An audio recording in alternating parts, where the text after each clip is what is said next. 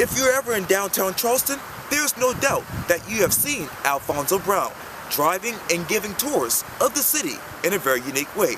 I had a chance to talk with him for this edition of Quintin's Close-Ups. Well, Alphonso, it was a week ago when I saw you at Kaminsky's, where I work right now. Yeah. Until I can, get my... Passing Kaminsky. Absolutely. Yeah. And, I saw you and I told you I wanted to interview you for my lip show. And then I saw you just on this past Tuesday. Yes, we did. May I say we've seen each other a lot. Yeah, yeah. How are you? Doing fine, I'm doing fine. Yes. Doing fine. Well, a couple of years ago, unfortunately, you lost your wife. Talk to me about how you are holding up. Well, pretty good. Pretty good, as much as be expected,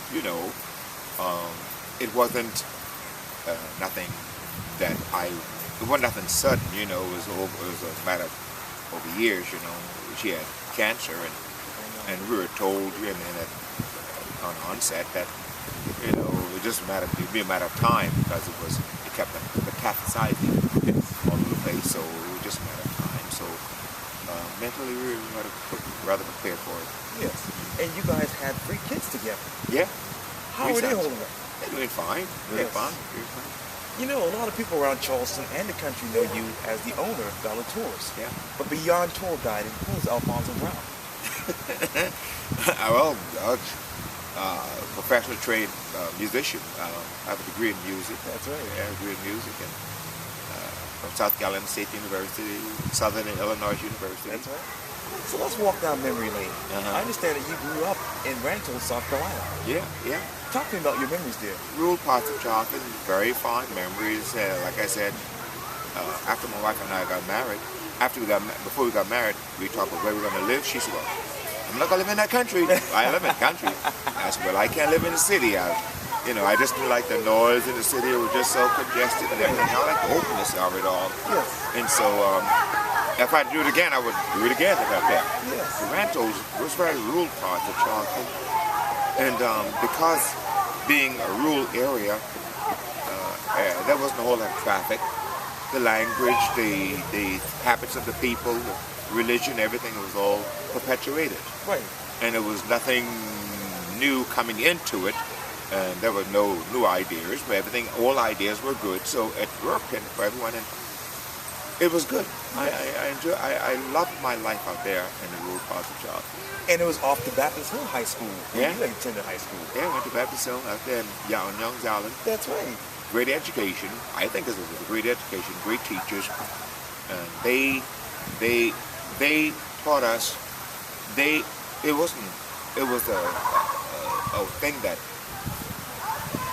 you automatically move from high school to college. Because see, at that time, and you finish high school, you finish then, you finish education. That's right. But they taught us though that when we finish high school, it's an automatic thing going straight from high school to college, as it was from elementary school to high school, the natural process.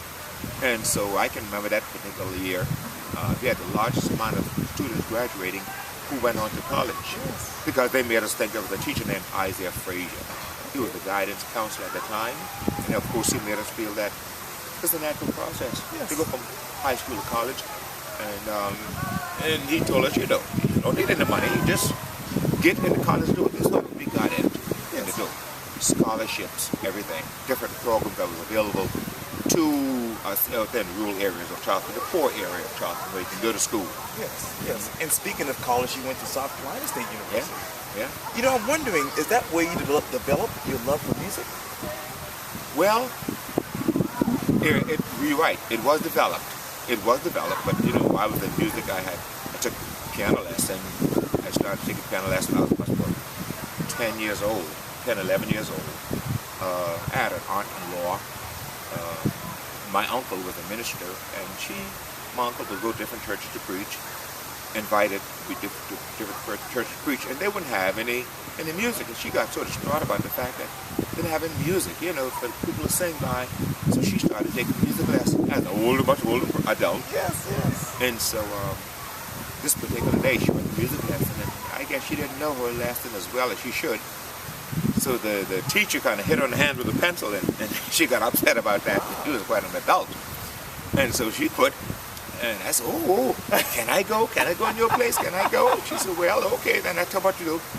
Every day after school, you clean up the house and everything, and that'll be your pay for the week. So music lesson was $3 a month at that time. So every Saturday I was get in the car, go to music lesson, come in the city, go to music lesson, and that's where it started. That's where it started. I had no trouble with my lesson. Is that right? And I later heard that you actually were working in the Charleston County School District. Yeah. For many years as a band director. Yeah. Talk to me about your experience. It was wonderful. I enjoyed every moment of my career as a band director. You know, as a musician, we create all the time. We make music.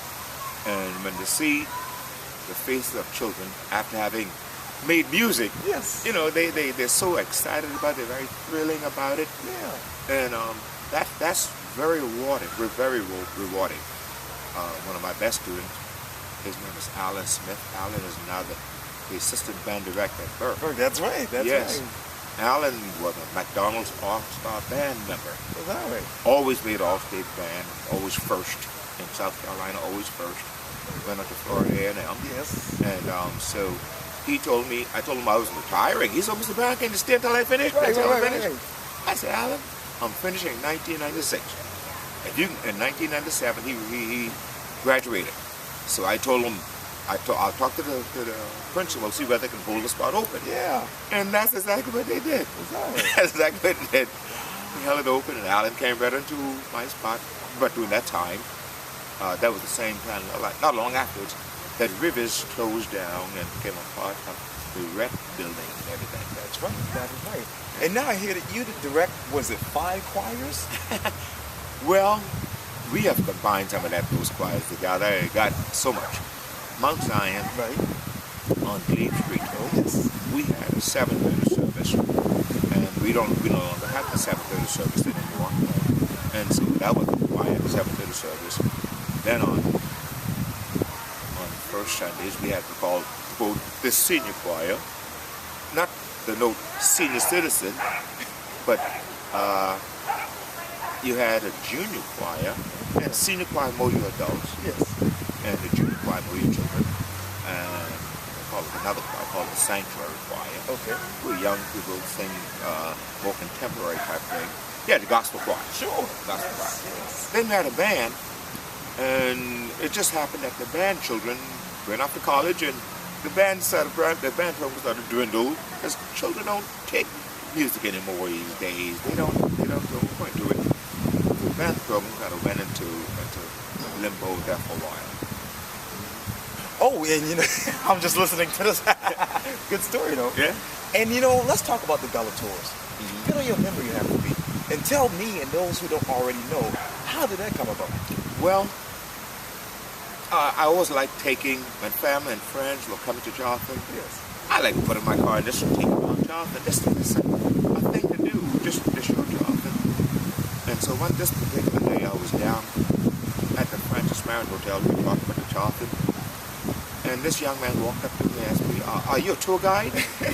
I say, no, is there such a thing? Yes. And this was in 1983, 84, something like that. And so I said, no, is there such a thing? She said, yes. There are tour guides in Charleston, and you're only allowed to show Charleston if you're a tour guide. And, well, you can show it, but you cannot charge. If you charge, you'll give a ticket, be penalized. And so he told me about go to City Hall, buy this huge book, over the great history of Charleston, and you study out of it. You find out when the tourist office administer the test, and take the test. And of course, there's 200 questions. You have to pass 180. So that means you passed, you failed the test, but 19th time. By the 20th time, you know what's on the test. You know. Right. But it's a good system to get the best. In other words, you just can't pass that test that easy. And when you don't pass the test, you know your stuff. It's a written test.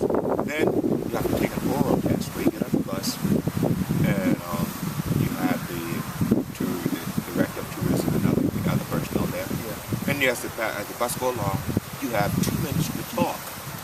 So So you have to be able to express yourself and tell about the history that you see as you're passing. In a concise way. Yeah, in a concise way. The main thing is that they want to know if you can communicate well. If you can communicate, that's the main thing, you know. Because all you're doing is showing people what they already see. Yes. Hey, it's a strange thing. Yes. All you're describing what you're looking at. That's right. And anybody can describe a tree. What's the old tree? And as you can see, it grows so and so, it grows well. Yes, Right. you just bring into life what you're always looking at. Yes. And did you ever think, looking back, that you would be this successful with the Gullah Tours?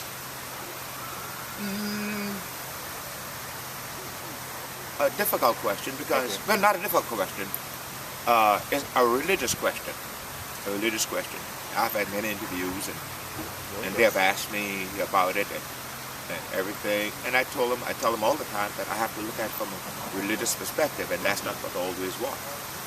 And when I got my license, I said, Lord, you know, I don't know what is going to be the perfect route for me to use. And I said, well, you know, and I did want to focus more on the black history of Charleston, because that's why I call my tour Gullah Tours, because of the language, the culture, history, and everything. And how I came up with the route, I couldn't tell you. Like I said, it's all God's doing. That's right, yes. And for me, it turned out to be the most perfect route. Because see, in Charleston, when you become a tour guide, you have the rights, or you have the ability, you can create your own route. That's what I like about Charleston. Again, you have the option of creating your own route. The city, only thing the city does is when you do the step-on tours. Oh yes. They have outlined a perimeter route that the big buses must follow.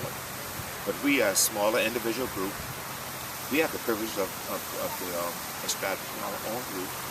And so I said, Lord, establish the route for me. Yes. Boom, boom, boom. That's it. That's it. And now it's a success. Yeah, it's a success. Yes. And of course, I said, Lord, now you have to do this tour guide business. And of course, whatever I make, 10% is yours. That's right. And the rest is history. If you give the Lord what He said, give me 10% of what you make. I've done that, and the success is not mine. The success is the fact that I gave God His 10%, and He gave it back. You know, 10% is a small amount. Right. I get 90%. That's right. Yeah, He gives you more. And that's what happened. That's what happened. And a lot of people don't know, but you are a published author as well. A public what? Author. A public author? Published author. Oh, yeah. I have a book. I have, when I first started a tour, Okay. I gathered up, I had all this information, you know, to study about my route and everything. Yes. And I wanted to have it a good route, and so I wrote down all the stuff, went to the route, and the history of the site that are on my route and everything. Had all written down and everything to study and make sure I would do a good tour. The librarian at Rivers at the time asked me, what are you going to do about all this information? I said, I didn't mean. What are you going to do with it? Why don't you put it down in the book? I think I was doing the tour, so she said that. And so she helped me edit information. And she was a librarian, she's an English major. Yeah. Helped me edit information. Did a homemade book. Pretty good homemade book. Yes. And everything. So, and now in around 2008, 2007, the History Press approached me and asked me if they can redo my book. I explained to them, yeah, of course, and they explained to me some other things. That's about, but I'm a naturally born procrastinator. I have trouble moving and doing things, and he said, that's all right. Okay. We'll just put you on contract. Okay. And I said, oh Lord, they put my contract in me and I have to really get this stuff out. Yeah. And I signed the contract, and on a certain date they wanted to cover, on a certain date they wanted so many pages, and it worked. It worked. I had all of them. My sister-in-law, who was an English major, she had edited. She had a friend, she's deceased now, taught at Burke School, English major, was in charge of the English department at Burke. Okay. she was a good friend, so she edited, great editor. And my son, I have a son, went to Clemson, majored in English. So I was able to get some of my money back from educating him. And so he all have edited for me. And step by step, the History Press led me to it. And a very, very, very successful book. I'm sure. It's one of the most published soul book that they ever published. Yeah.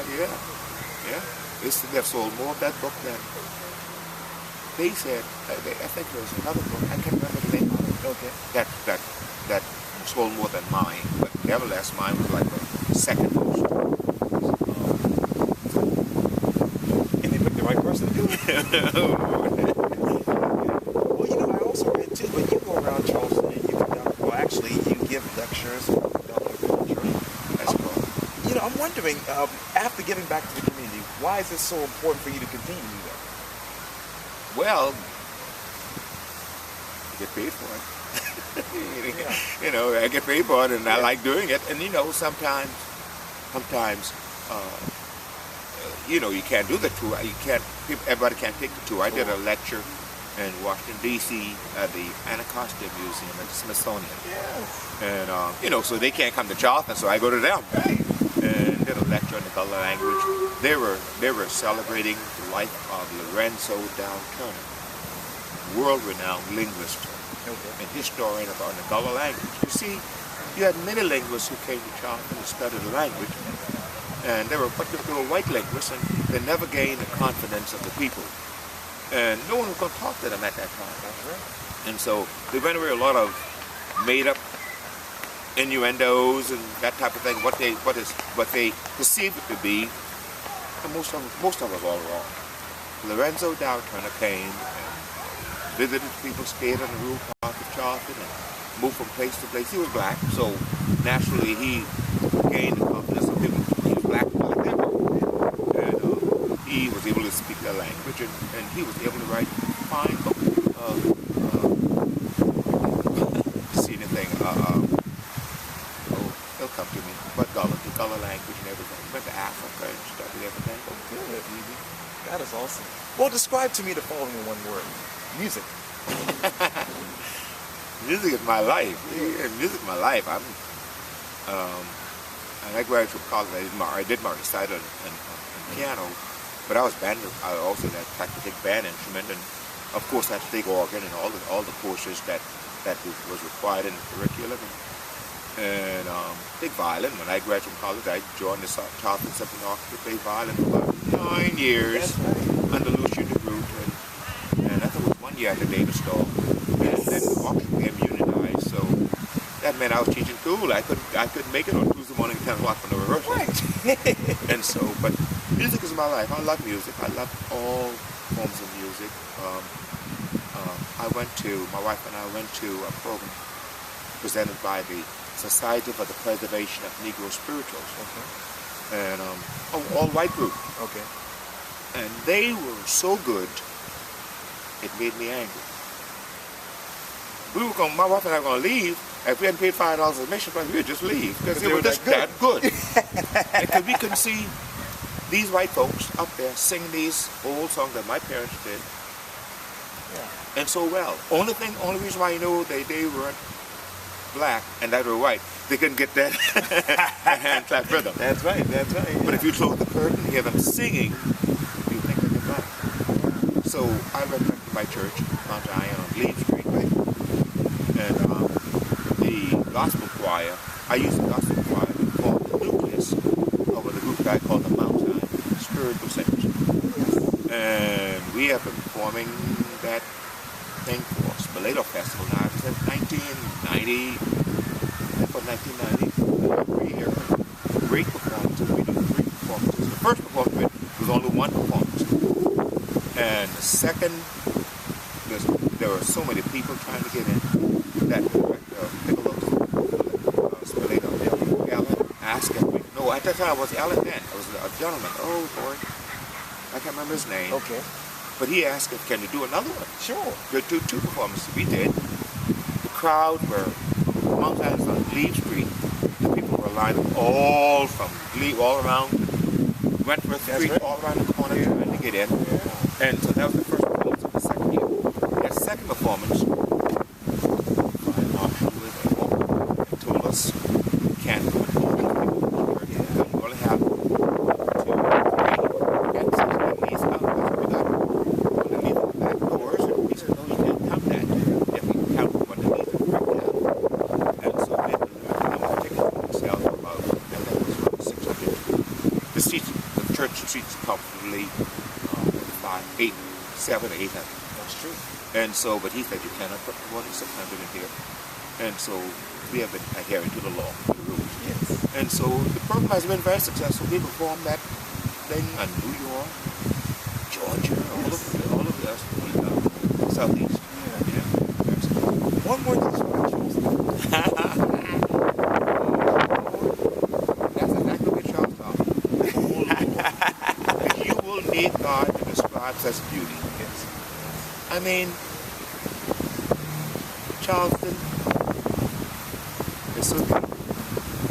People come to Charleston just because they like beauty.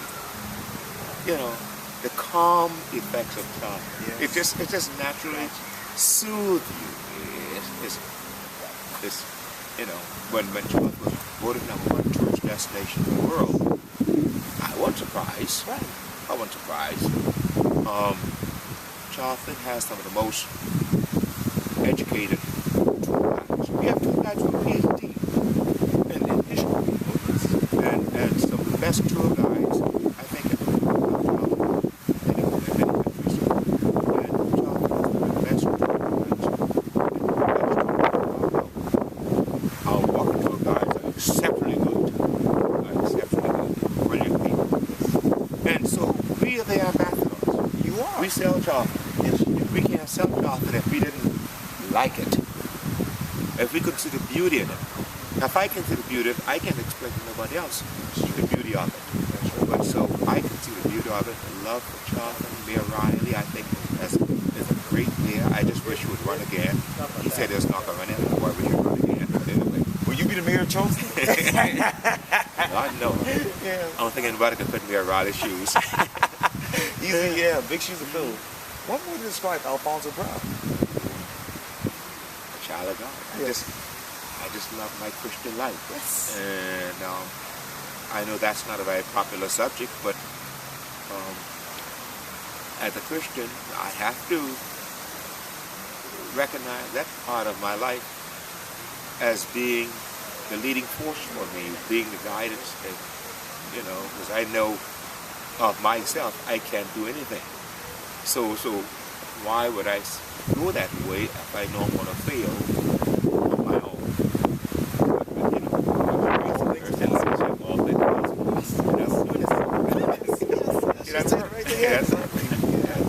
Well, you know we know that you love Gullah. We know that you love music and community service. It's something that people don't know.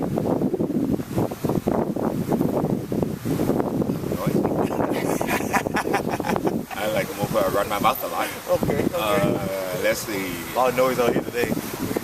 Yeah, I like people. I like people. And I'm amazed that sometimes on a one pub trip in New York, I just sit on the center and look at different people and I make them different. Everybody different. Yes. And so I just like to meditate sometimes and do things that I want to do. And it's all been paid off well. I do what I want to do. Yes. Yeah. Let's talk about your future. When you look into your crystal ball, what do you see in your future? At my age, a good barrel spot. Yeah, a place in heaven at my age. Yes, that'll happen. But anyway, I see not the future of myself. I mean, of course, the future of myself has basically been established, and now my goals and prayers are for my children, my grandchildren. They're my future. They're my future. Yeah, my future. I can't let you go without you singing or even talking Gullah to me. Oh Lord, I did the Lord's Prayer. Okay. The Lord's Prayer. I did a little part of Charleston. Everything was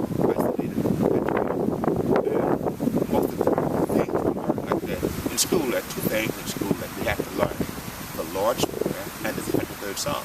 Oh, yes. If you do that now, you get put in jail. You can't do that in school anymore. And so we had learned those things, and a lot of times the people at that time were illiterate. They couldn't read or write. There was very little that they could do. So everything was passed down by rote. And by the time it got down to me and my generation, things changed. The words and whatever would have changed, and expressions would have changed. Sure. And for people who sit at home every day on the porch, nothing to do really except farming, and Sundays was the only time that you would see different people when you go to church. If you were called upon to participate in whatever way, to pray or read the scripture, you have to be ostentatious. You have to embellish. You just can't be basic. And so the Lord Prayer, if you call it the praise, ordinary. All the way, be thy holy and righteous name. All the way means hallowed. Yes. Be thy holy and righteous name. Pass down, you know, that expression. Right. Thy kingdom come, Lord, be holy and righteous name. On this your earth as the better, your great hand. And need us not. Oh, need us not. You know, I think I might have been a sophomore in college when I realized, well, what is this saying? But need us not. Like, who needs not? Need us not, and the number of things of the sin and evil. And forgive you, Lord, for all our trespasses. We give those who come sin and trespass against us. And need us not, O Lord, the no more temptations, but deliver us from all evil. For thine is the kingdom, and the kingdom rules with everlasting glory. Amen. You know, of course, the prayer was going for another 30 minutes, you know. Yeah. now, Lord. Now, Lord. That was awesome. Well, you know, Alphonso Brown, it was so great. Great talking to you. Thank you. Sorry. Oh, anything?